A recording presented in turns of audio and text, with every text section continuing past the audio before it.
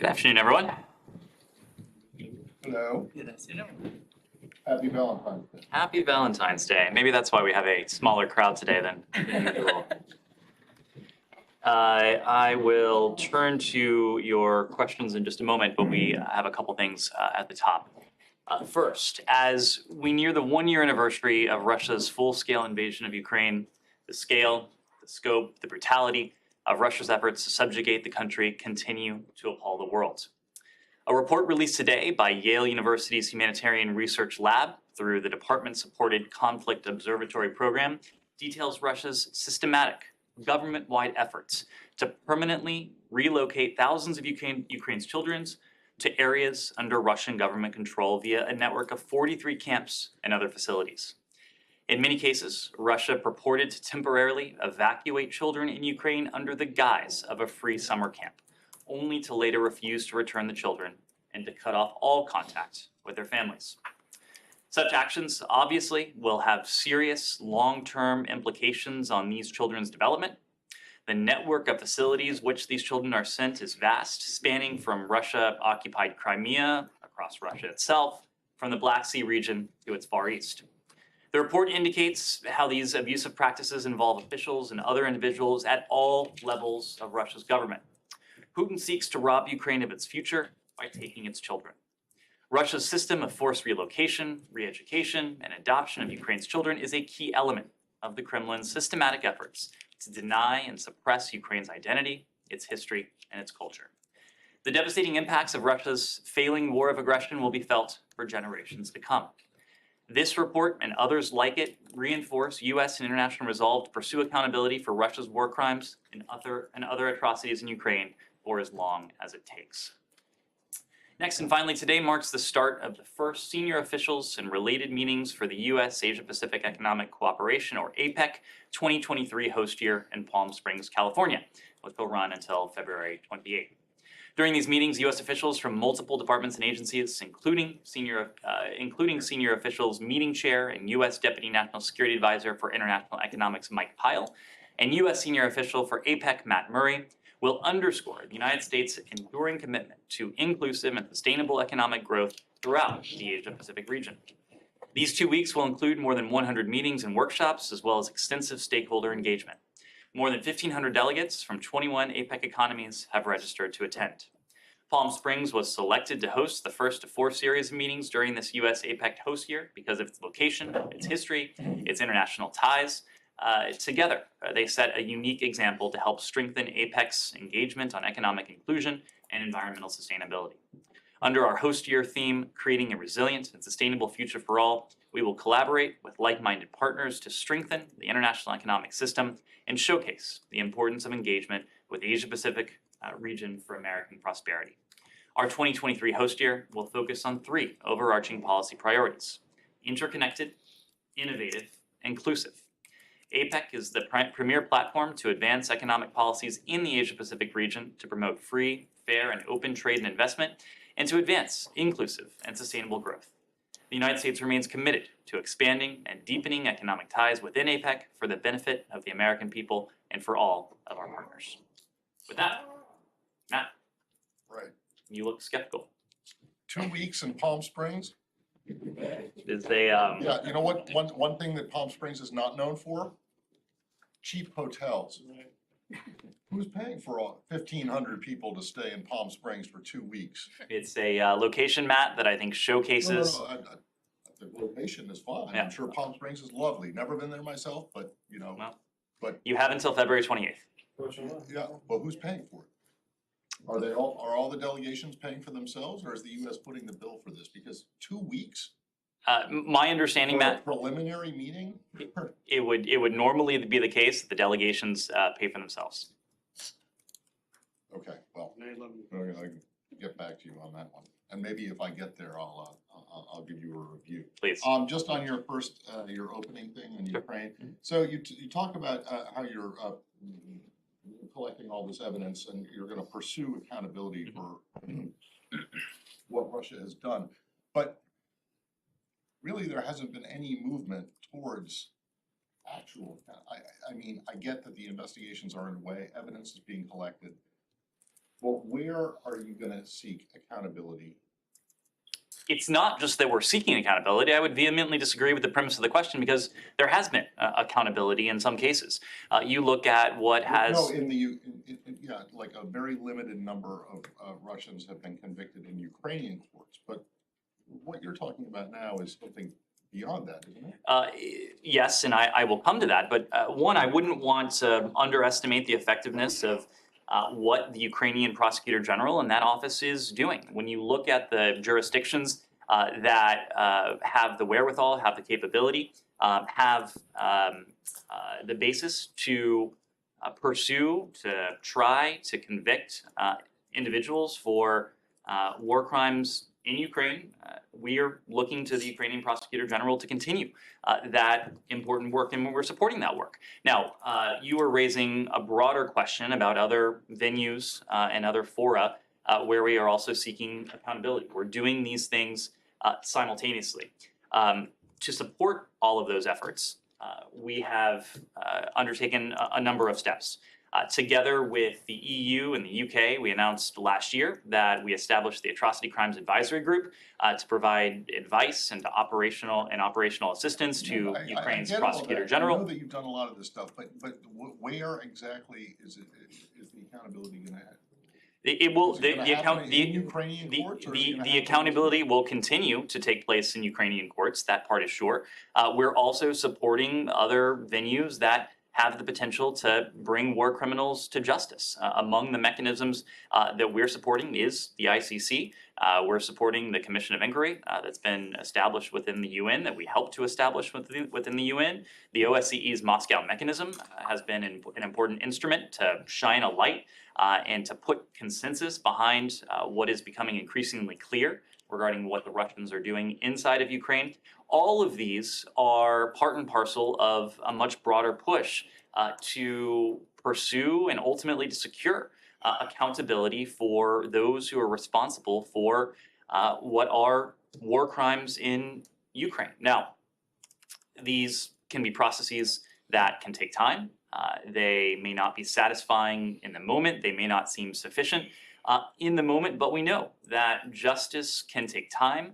We are prepared to play the long game when it comes to accountability. We may continue to see trials of those who are had been relatively unknown, obscure. That will continue to be the case, but we are committed to doing everything we can to follow the evidence up the evidentiary ladder, leading to wherever it leads.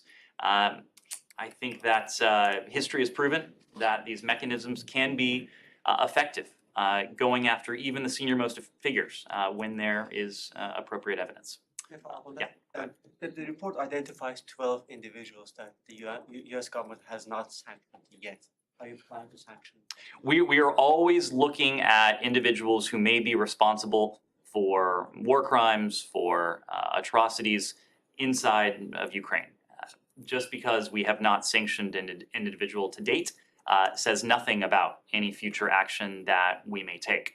When we put together sanctions packages, we look across the full realm of information that's available to us.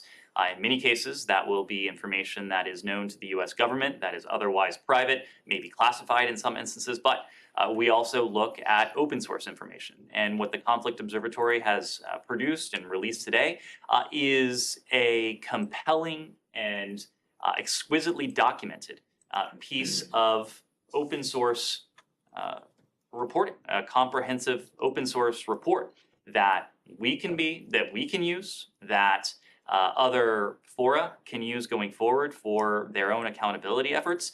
They have followed best practices in terms of putting together, documenting precisely the sources, making sure that the information that they've produced is admissible, whether in national courts or other multilateral venues. It is a product that will be useful not only to us, but to institutions and to organizations around the world who share our goal. Sean. Can I switch topics? Earthquake. Sure. Syria, you spoke at length about this yesterday, like there have been developments since the opening to more border crossing. Do you have any general reaction to that and the impact, and also the situation with in certain groups. Some of them have been enthusiastic about having those even directly going through the territories. Sure. And I know that our ambassador to the UN, Linda Thomas Greenfield, spoke to this earlier today as well. But what you heard from me yesterday as this was emerging, what you heard from Ambassador Thomas Greenfield this morning is that we very much welcome the UN diplomacy. We take note of the regime's arrangement with the UN to use the Bab al-Salam and Al-Rai crossings as our focus remains on helping people in need, helping all people in need. Of course, our Turkish allies, but the people of Syria as well. To that end, we welcome the news that some UN aid moved through the Bab al-Salam and Al-Rai crossings today, and we look forward to receiving more from the UN about how this arrangement is playing out on the ground. When it comes to the various groups inside of Syria, first, let me just reiterate the broader point. Our focus right now is on saving lives, our focus is on doing as much as we can to see as much aid as the international community can muster, both in Turkey and making its way into Syria. We have called for unhindered access to this aid. We have made that call when it comes to the regime. We've made that call when it comes to opponents of the regime. Everyone should put aside their agendas and affiliations in service of one pursuit and one pursuit only, and that's addressing the humanitarian emergency, the humanitarian nightmare that's unfolding in parts of northwest Syria. Let me just follow. Sure. Kumar.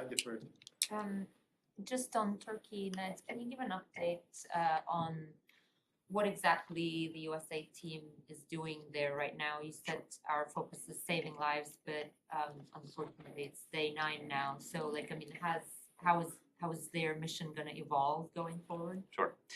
So as we've talked about this mission to date, we've talked about the search and rescue, the urgent search and rescue function of it. Of course, this operation will continue to evolve as we get further away from the first tremors and the earthquakes that shook large swaths of Turkey and Syria earlier this month. But as you know, Myra, we responded immediately in the aftermath of these earthquakes. We deployed the disaster assistance response teams within hours. We announced last week that we're providing an additional $85 million above and beyond our initial response. We deployed these urban search and rescue teams with nearly 200 members, 12 dogs, 170,000 pounds of specialized equipment. And the new funding that we announced last week will support our broader response efforts. And by the way, those components are intended both for Turkey, but also for use in Syria as well as appropriate. As these search and rescue teams continue expanding their search across all hard-hit communities in Adiyaman, we'll continue to work as hard as we can to search for survivors. There have been stories, even though we are in day 8 and 9, in recent hours of people almost miraculously being pulled from the rubble. We are not going to give up hope. We are not going to relent in our commitment to doing everything we can to save every single life that we can. But we are planning beyond this initial stage for the longer term needs of survivors and their communities as well. We know that the people of Turkey and the people of Syria over the much longer term will need shelter, food, medical supplies, and clean water. And we and our partners are already working to provide this critical support. The State Department is working through UN agencies and NGOs to provide emergency assistance on both sides of the border in both Turkey and Syria, including providing hot meals, water, medical care, non-food items such as blankets and hygiene kits, temporary shelters, and structural engineers. The international community also has a collective moral obligation to do all it can. There have been appeals from the UN. We have put out our own appeal. We've made an appeal to the American people, knowing that this is a response effort that will need to transcend any single country, any single government, and will really need to involve the entire international community.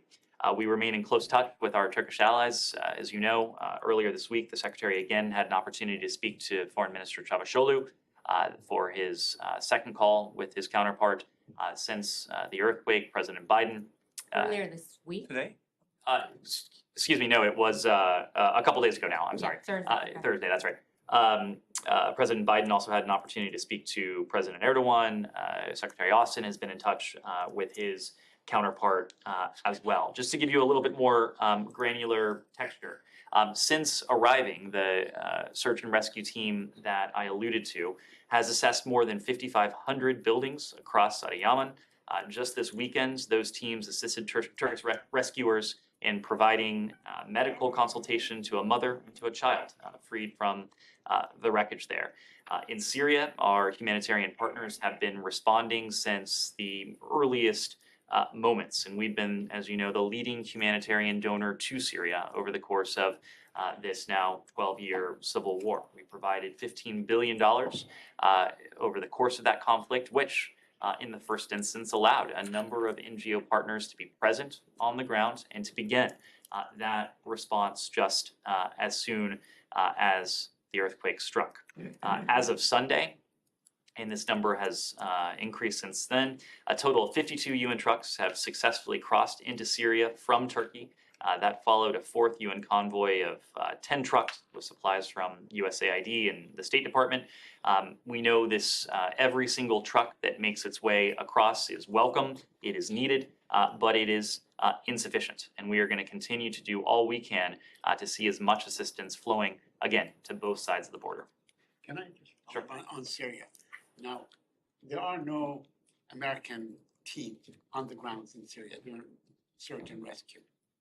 Are there? We are operating primarily through our humanitarian partners on the ground. But no actual American teams that, because the other teams I think are probably folding up and leaving, especially from Turkey and so on. Now, the two things, how do you monitor what's going on in terms of search and rescue in Syria and let's say a number of casualties, or how it's coming along? How do you keep track? Saeed, even before this earthquake, we were in daily contact with our humanitarian partners on the ground in Syria.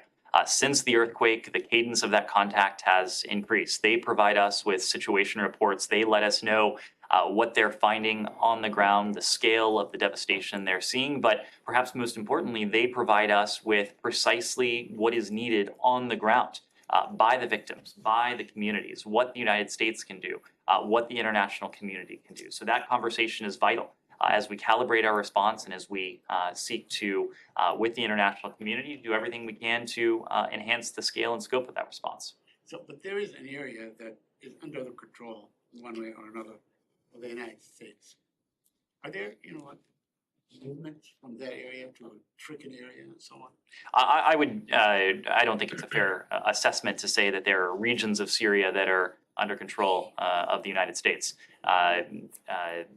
There are regions of Syria that are disputed, that are not controlled by the regime, but the United States is not in control in those areas. I was saying that there is some military presence in Syria, and from that area, is there movement between that area and the stricken area? In terms of maybe trucks or It's what we're calling for. We want to see unhindered flow of humanitarian goods, humanitarian supplies to opposition-held areas, to regime-held areas, and to areas where there may be both actors present. We want to see humanitarian supplies have full and free mobility across Syria to where it's needed most. And since, I'm sorry, since the Department of the Treasury issued its, lifted its restriction and so on, how has that impacted the situation? Do you have any way of assessing that in the last 4 or 5 days this happened as a result of that decision? It's a question, Saeed, that's difficult to answer because it involves a counterfactual. What would not have happened had it not been for the issuance of that general license? What we can say is that Treasury and the administration thought it important to issue that general license to leave no doubt in the minds of any of those who would seek to assist the people of Syria. That our sanctions are not targeting humanitarian assistance. They will not be penalized for providing humanitarian assistance.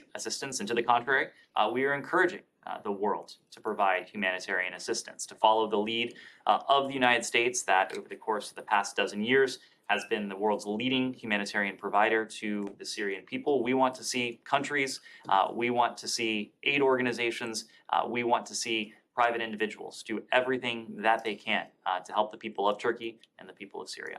May I follow Sure. up? Just a point about, have there been any contacts with the Saudi? I'm not in a position to speak to any high-level contact, and I couldn't say what may have happened at a lower level, operational level on the ground, for instance. But the message that we're sending to the Assad regime is precisely what I said. We are seeking to assist the Syrian people first and foremost.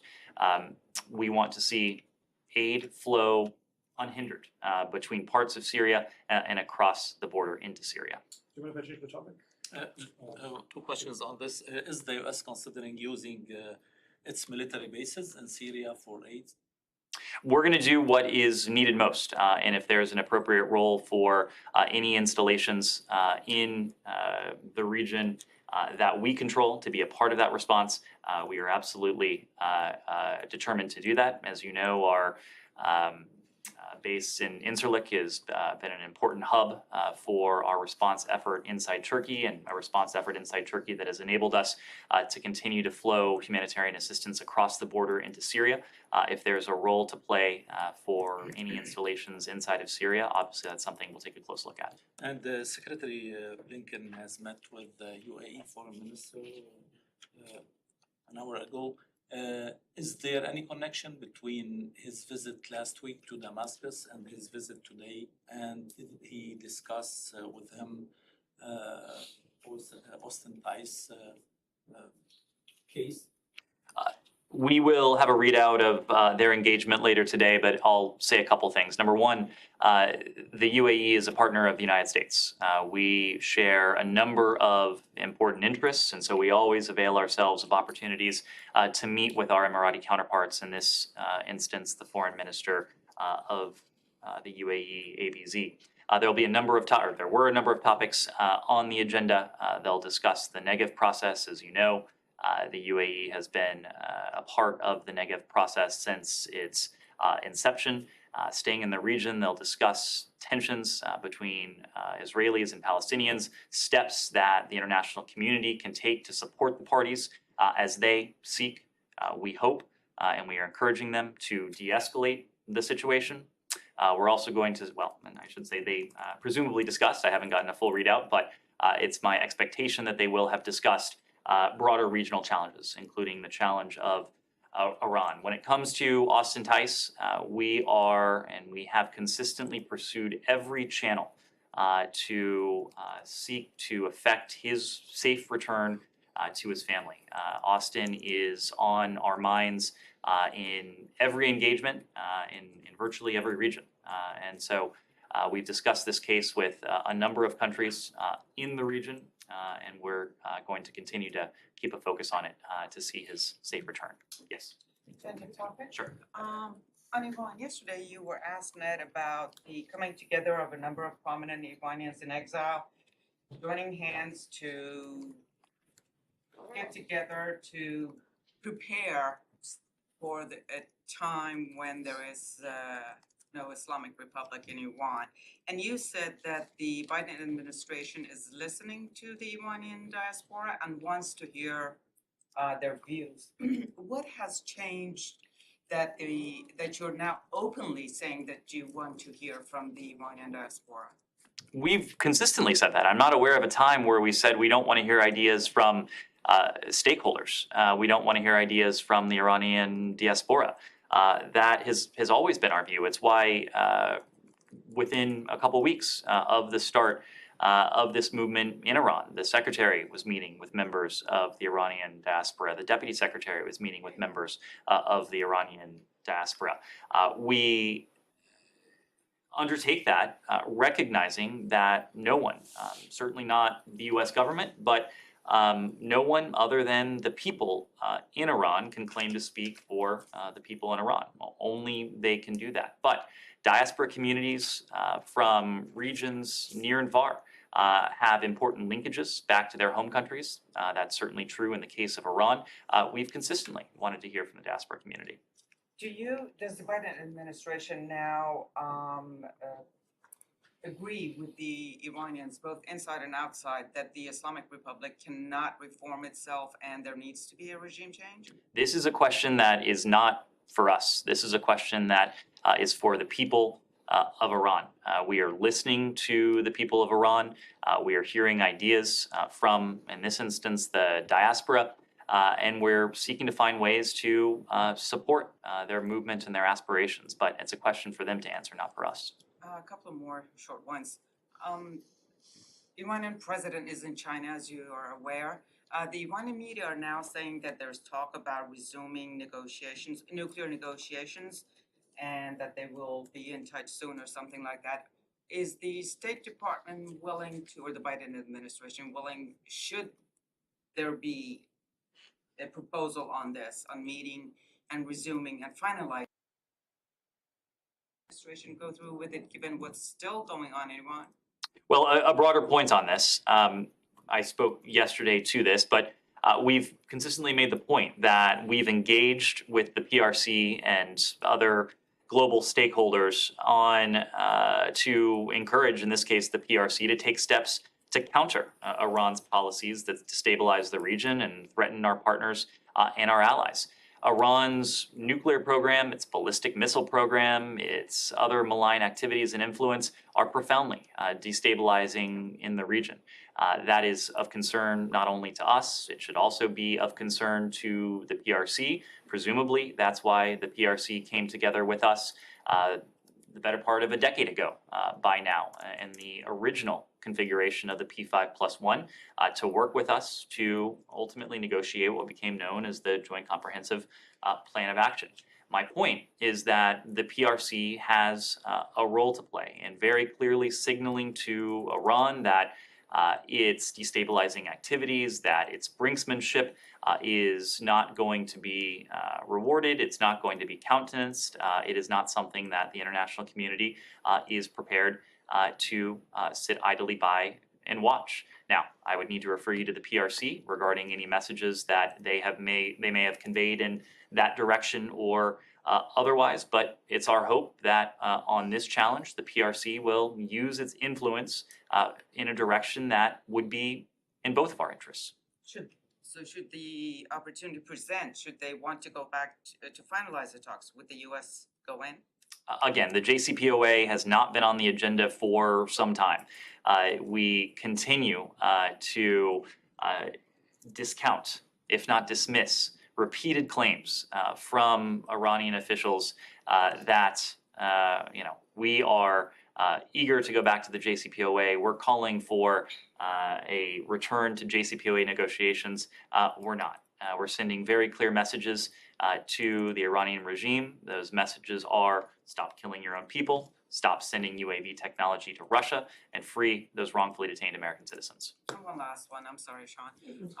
The UN human rights experts have put out a statement today saying that there's over-compliance with U.S. sanctions against Iran. And they're pointing to a couple of companies, interesting, one of them is Swiss, refusing to send medicine, pharmaceuticals for thalassemia patients in Iran. Is the State Department aware? I'm sure you have always said that you work with other countries. Tell them about humanitarian assistance. When it comes to sanctions compliance, we're concerned about both ends of the spectrum.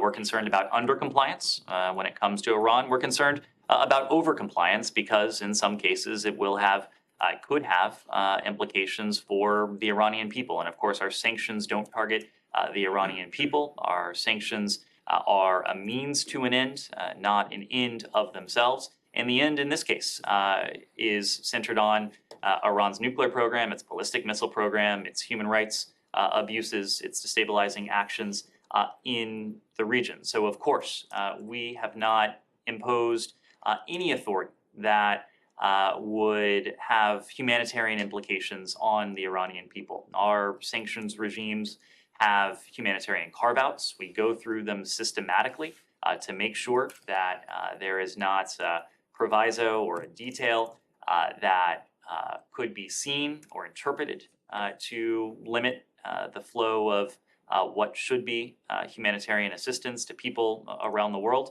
That includes in Iran. We engage with private companies, we engage with private entities, we engage with countries all the time to emphasize that message that our sanctions are not punitive. We do not want to see, whether it is countries or companies, limiting what they're prepared to do to support the needs of the Iranian people or people around the world who may be subject, whose countries may be subject to our sanctions. Sean? Could I go to India? Do you have any comment on tax investigators reading the BBC office? This comes, of course, after a documentary by the BBC that was banned by the Indian government. Sean, we're aware of the search of the BBC offices in Delhi by Indian tax authorities. I would need to refer you to Indian authorities for the details of this search. Beyond this discrete action, what I'll say more broadly is the general point that I've consistently made in this context, but in the universal context as well.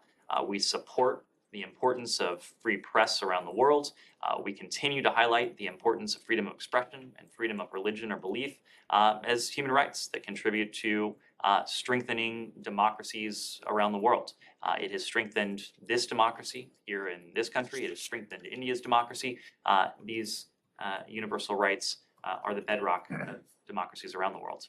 Just to tie those two strands together, talking about the importance of a free press, do you think that this action went against that spirit or the banning of the document? I couldn't say. I couldn't say. We're aware that we are aware of the fact of these searches, but I'm just not in a position to offer a judgment.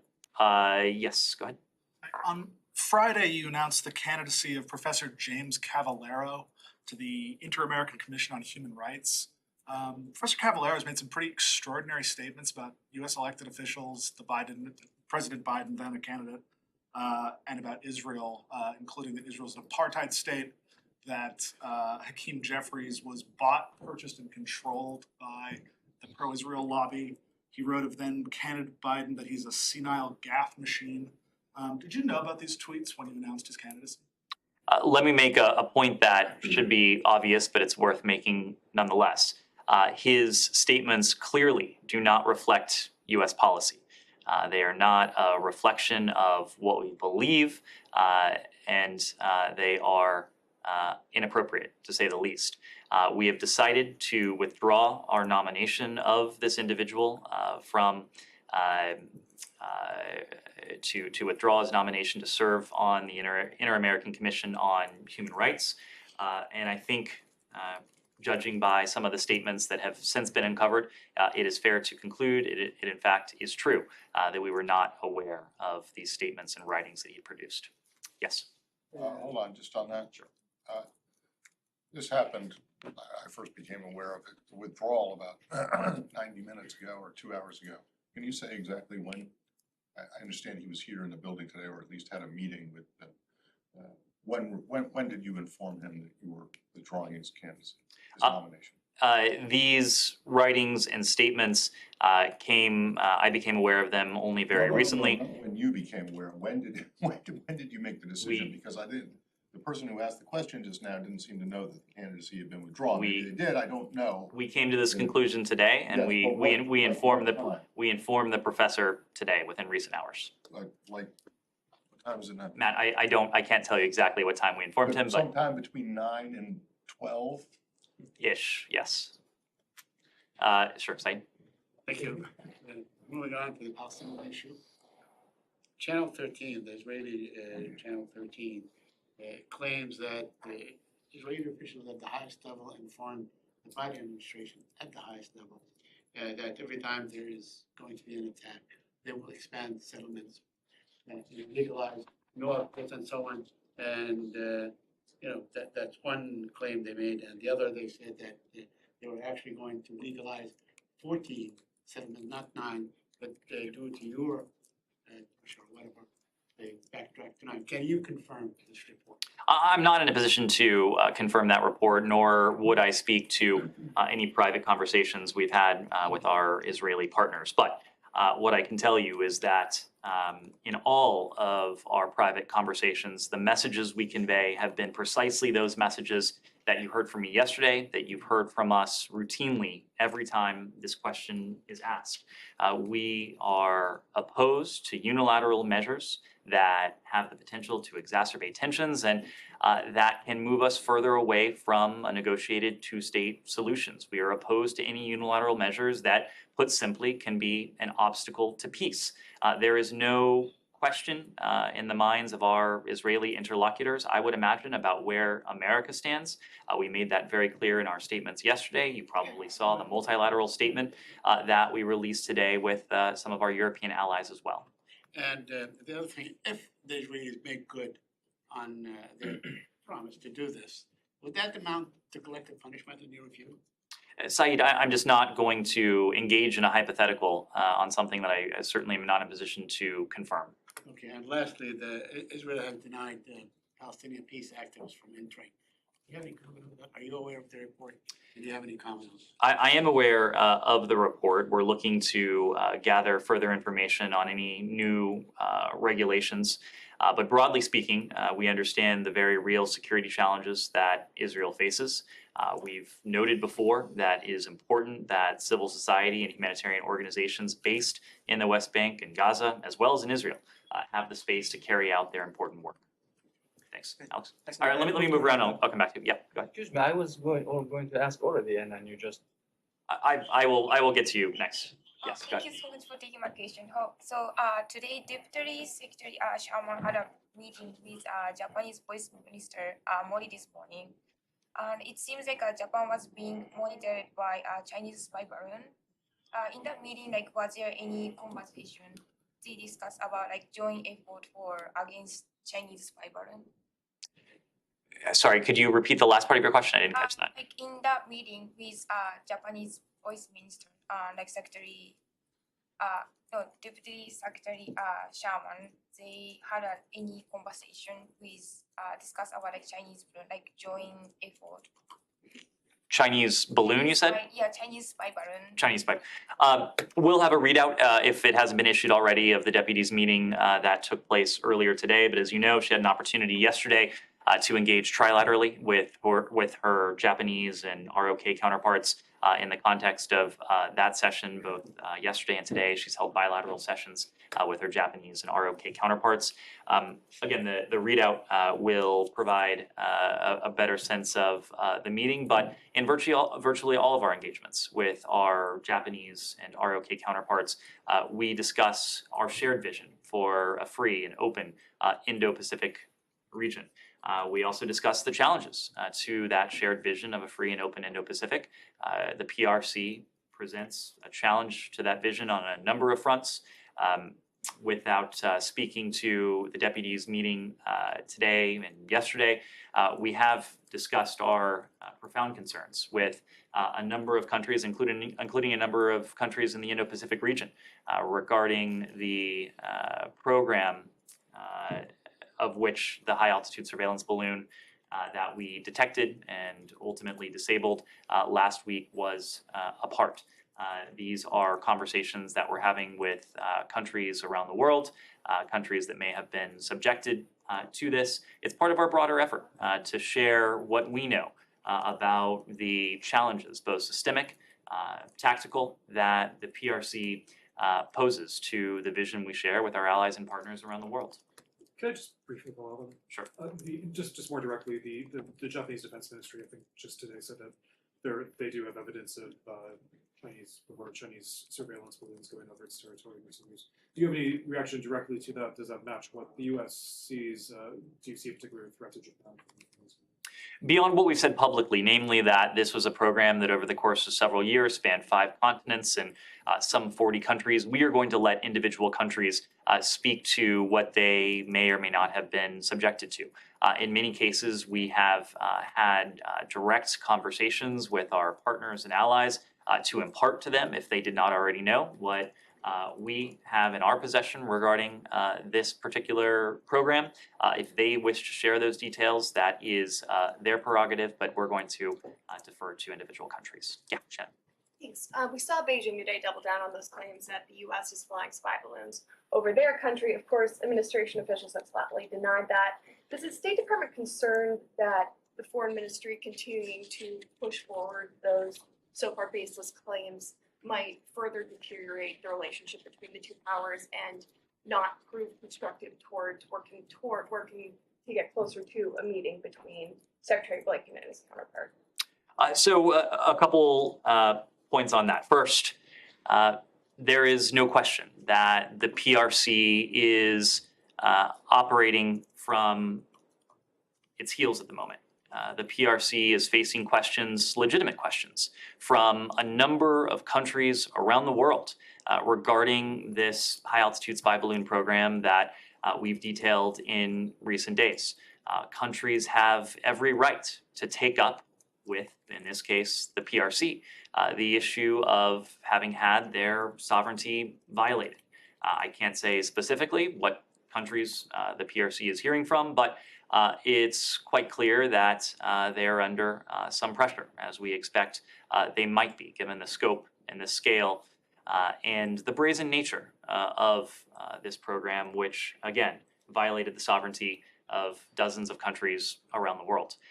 We always like to encourage constructive dialogue. We encourage constructive dialogue in our private bilateral conversations, but we also encourage constructive dialogue in terms of public messaging. And the use of misinformation, disinformation in some cases, is not something that we do.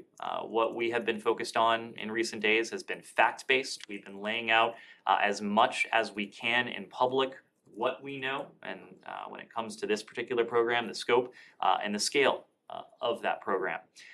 We think it's important for us to engage in this fact-based dialogue in just a simple, straightforward way out of transparency for the American people, but again, to leave our allies and partners equipped with what they need to know about potential violations of their sovereignty.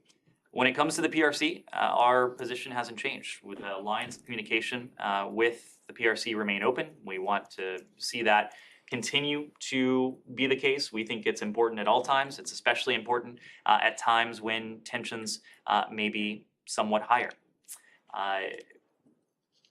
We think we should handle this responsibly.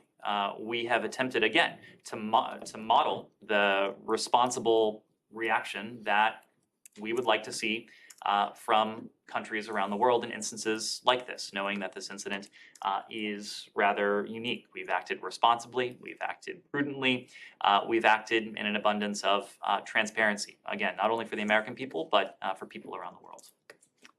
Yeah, Alex? Thank you. On Russia, thank you the department's reaction to increasing concerns over Russian potential trying to topple leadership in Moldova. Ukrainian president spoke to that. Moldovan leadership spoke to that. Russia denies it, but they also were denying, meddling into the U.S. election. But we heard Prigozhin admits, he's linked to election meddling for all happened. So, Alex, on this, we're deeply concerned by reports of a plot by Russia to destabilize Moldova's democratically elected government. Russia has a long history of malign influence, both in Moldova and the region. And as such, we've worked closely with Moldova to build its political resilience and to counter long-term efforts by Russia to undermine Moldova's democratic institutions. We firmly support Moldova's sovereignty and its territorial integrity. Russia's recent violations of Moldovan airspace to launch missile attacks on Ukraine are an unacceptable risk, and they demonstrate blatant disrespect for Moldova's sovereign territory. That said, at this time, we continue to see no direct military threat to Moldova. We've been in close contact with our Moldovan partners during this critical time. We strongly support the leadership of Moldovan President Maya Sandu, and we look forward to continuing our cooperation with the new Prime Minister and cabinet once that government is formed. We remain firmly committed to assisting Moldova as it pursues the political, economic, and anti-corruption reforms needed to build on the European future it seeks. And any reaction to Trico's statement on, his links to the U.S. election meddling troll factory? So Just as I was telling your colleague that we don't engage in disinformation, misinformation, we do everything we can not to provide it a microphone. So I'm just not going to comment on that My yet. last question on Azerbaijan, and let me follow up on your Saturday statement on the case of Bakhtiar here. As I understand, the secretary 2 weeks ago raised his case during his phone call with President Aliyev. Am I right? Again, we issued a readout of that call when the secretary engages with his Azerbaijani counterpart. They discuss a broad range of issues. They, of course, discuss Nagorno-Karabakh. They discuss regional issues. But there's also a broader conversation on human rights and the emphasis that we place on human rights and the notion that by strengthening human rights in any country, including in Azerbaijan, that in turn strengthens the bilateral relationship we have. As you mentioned in your statement, his health is worsening. Is the United States government willing to hold those responsible accountable if something happens to him in jail? He's in hunger strike for almost 40 days. Of course, when someone is imprisoned,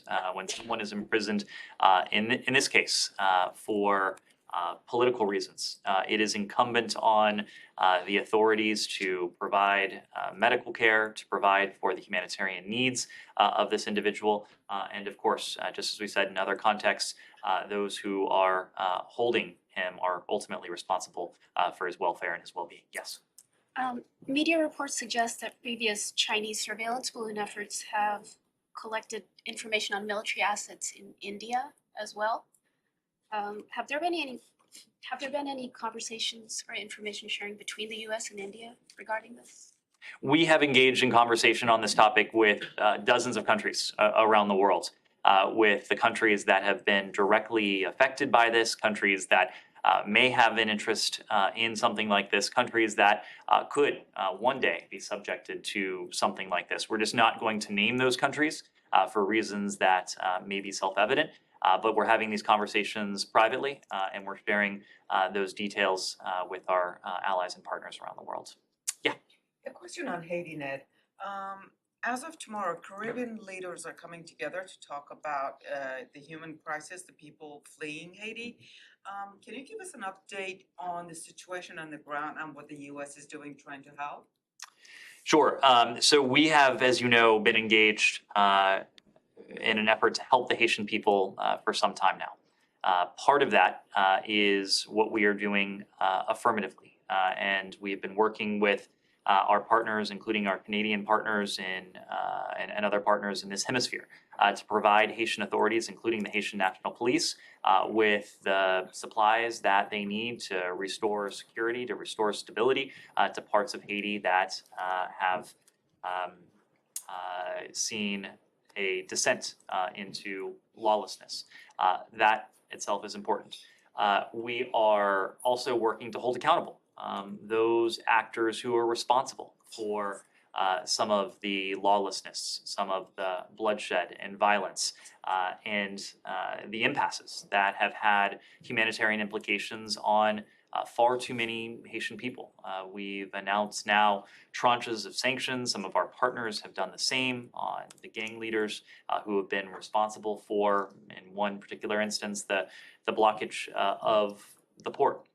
We continue to have discussions with the Haitian National Police, with our partners in the hemisphere, with the OAS, with the UN, regarding what more the international community should do, can do to restore stability, to help restore stability and security for the Haitian people, knowing that any effort to do so will ultimately have to be led by Haitians themselves. Two questions. Ned, any updates on the U.S. delegation meetings and talks in Saudi Arabia? I don't have an update beyond what we provided yesterday. These talks are ongoing. I suspect we'll have more to say once they conclude. And do you have any statement on the anniversary of the assassination of Lebanese Prime Minister Hariri? This is a terrible, tragic milestone in Lebanon's history. It's one that we mark every year, both in sorrow and sadness, and with a sense of determination to help the people of Lebanon move beyond the crisis that country has been in for far too long. Really since his assassination, the people, and certainly in more recent years as well, the people of Lebanon have suffered needlessly as a result of the political intransigence and the broader intransigence that their elected leaders have demonstrated, failing repeatedly to put the needs of the Lebanese people ahead of more narrow political agendas. We are providing humanitarian assistance to the people of Lebanon. We are supporting what we hope will be a successful government formation process in Lebanon, knowing that ultimately these political decisions are, in the end, only decisions that Lebanese officials themselves can make. Can I ask a quick Ukraine weapons question? Sure. Jonathan Lord, a senior fellow at the Middle East Institute, wrote an article in the Post yesterday, I believe, suggesting that you guys should give Ukraine the weapons that were seized, Iranian weapons that were seized. And he says that the US Navy and the French Navy have seized weapons that were going to the Houthis. Is that something that they would consider? I'm not going to speak to that specific proposal, but what I will say is that we have demonstrated what I would call remarkable ingenuity in finding ways to support our Ukrainian partners. We've been doing that when it comes to security assistance. We've been doing that through our own stocks. We've been doing that by engaging with our defense industrial base here in this country. We have played the role of broker and middleman between countries around the world who may have supplies that our Ukrainian partners need. So we're going to continue to think creatively about how we can use what we have, how we can use what countries around the world have, how we can get to Ukraine what our Ukrainian partners need most. So, but there is no international law that would prohibit you if you decide to send it from. I'm just not commenting on this specific proposal. Of course, anything we do would have to be consistent with international law and our domestic laws. Yeah, Dylan. Yeah, you just mentioned a few minutes ago again, you want to keep the diplomatic lines open with China. You've said that the secretary's trip to Beijing was postponed. It wasn't canceled, but it was postponed because conditions weren't right. So are there any preconditions you can lay out for what you're looking for to potentially reschedule that meeting? Is there something in particular you're waiting to see as China looks like they're continuing to dig in and start making accusations towards the U.S.? Dylan, first and foremost, we believe it's important that lines of communication remain open, and there are various ways to communicate between any two countries, between, in this case, Washington and Beijing. We have demonstrated an ability to keep those lines of communication open through phone calls, and there have been multiple phone calls between fairly senior PRC officials and American officials in recent days. We have spoken before, and we've previously met with PRC officials in third countries. Secretary Blinken was prepared to travel to Beijing to have a broader discussion with several PRC counterparts as a follow-up to the meeting that President Biden and President Xi had in Bali of last year. I'm not going to spell out publicly any specific preconditions for what it might take to get that meeting back on track, but we believe that it is up to the PRC to show that it is serious about being a responsible country that wants and is positioned to build on the meeting that President Biden and President Xi had in November of last year. Secretary Blinken's meetings that were to have taken place a couple weeks ago now were to have been an extension of that. To cover the waterfront, as it were, all elements of what is the most complex and consequential bilateral relationship we have, and that is probably and that probably exists on the face of the earth. So we're going to continue to assess. We're going to continue to listen to what the PRC says privately, what they say publicly, and make our own determination about when the time is right, when it's in our interest to have the Secretary make that trip to Beijing to engage in those face-to-face discussions. So if you're not gonna lay them out publicly, does that mean there are private preconditions you've communicated to them, or? I'm just not going to detail those conversations. As you might have guessed, many of those conversations in recent days were more tactical, were focused on the discovery and ultimately the disposition of the high altitude surveillance balloon that we took down a couple of weeks ago now. But the message that we convey to the PRC in private is precisely the message that I conveyed in public. It is incumbent on the PRC to act responsibly, in every realm. If the PRC is serious about setting the conditions for a useful and constructive meeting that is a follow-on to the meeting that President Biden and President Xi had in Bali last November, that is something that we are also prepared to do. We are prepared to meet them on that goal, and we'll be watching and assessing closely in the coming days and coming weeks. Thanks very much. Thank you.